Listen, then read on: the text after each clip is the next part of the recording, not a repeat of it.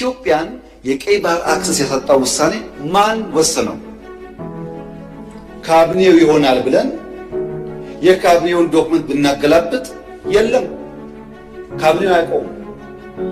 አይ የለም ምክር ቤት ይሆናል የወሰነው ብለን ብንወስን ምክር ቤቱም አልነበረ፣ ምክር ቤት አያውቀውም ውሳኔው።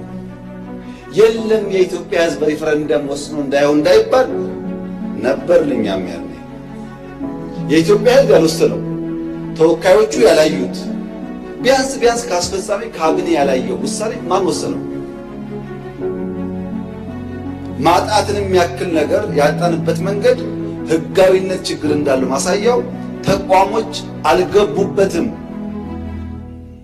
ካቢኔው አያውቀውም። አንድ ገጽ ወረቀት ማግኘት አልቻልንም። እንዴት እንዳጣ ነው የሚያስረዳ እና ህዝብ የማያውቀው ፓርላማ የማያውቀው ካቢኔ የማያውቀው የኢትዮጵያን የባህር አክሰስ ውሳኔ የሚያሳጣ ነገር የወሰነው ማን ነው የሚል ጥያቄ ማንሳት እንዴት ስህተት ሊሆን ይችላል? ካለኝ ነገር ነው። ከሌለ ግን ይሄ ጉዳይ ይሄን አንስቶ እንደ መድፋት አይደለም፣ የህልውና ጉዳይ ነው። ማን ወሰነው?